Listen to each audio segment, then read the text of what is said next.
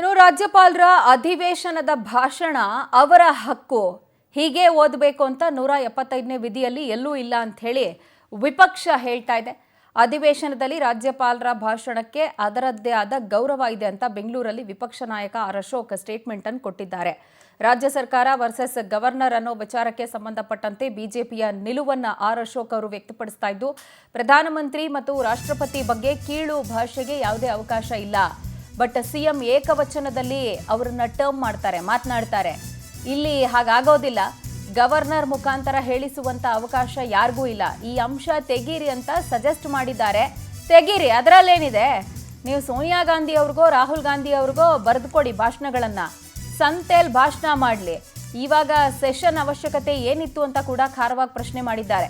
ನಿಮ್ಮ ರಾಜ್ಯಪಾಲರು ಹೆಂಗ್ ನಡ್ಕೊಂಡ್ರು ಅನ್ನೋದನ್ನ ನಾವೆಲ್ಲ ನೋಡಿದ್ದೀವಿ. ನಿಮ್ಮ ರಾಜ್ಯಪಾಲರು ಯಡಿಯೂರಪ್ಪ ಅವರನ್ನು ಜೈಲಿಗೆ ಹಾಕಿದ್ರು. ರಾಜ್ಯಪಾಲರ ನಡೆಯಲ್ಲಿ ಯಾವುದೇ ತಪ್ಪು ಕಂಡು ಬರ್ತಾ ಇಲ್ಲ. ಅವರನ್ನ ಗೌರವಯುತವಾಗಿ ನಡೆಸ್ಕೊಳ್ಳಿ. ಸರ್ಕಾರಕ್ಕೆ ನಾವು ಛೀಮಾರಿ ಹಾಕ್ತಿದ್ದೀವಿ ಅಂತ ಹೇಳಿ ಆರ್ ಅಶೋಕ್ ಕಿಡಿಕಾರಿದ್ದಾರೆ.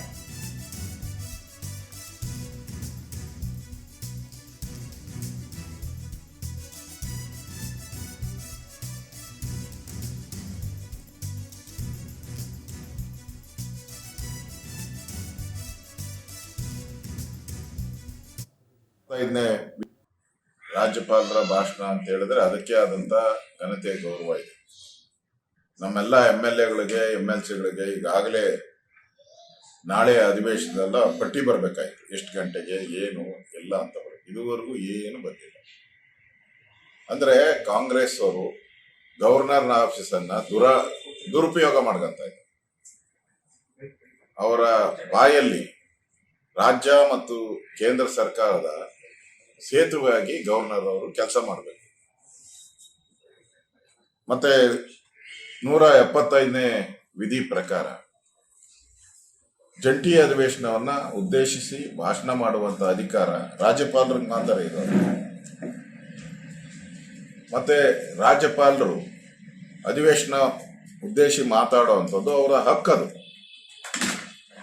ಸಂವಿಧಾನದ 176 ಅಡಿಯಲ್ಲಿ ಕ್ಯಾಬಿನೆಟ್ ಸರ್ಕಾರ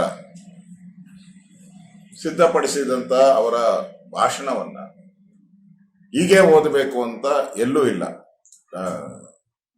ಅವರು ಭಾಷಣವನ್ನ ಗವರ್ನರ್ಗೆ ಏನು ಕಳಿಸ್ತಾರೆ ಅದನ್ನ ಕಟ್ಟುನಿಟ್ಟಾಗಿ ಪಾಲನೆ ಮಾಡಬೇಕು ಅಂತ ಎಲ್ಲೂ 175ನೇ ವಿಧಿ ಅನ್ವಯ ಎಲ್ಲೂ ಇಲ್ಲ.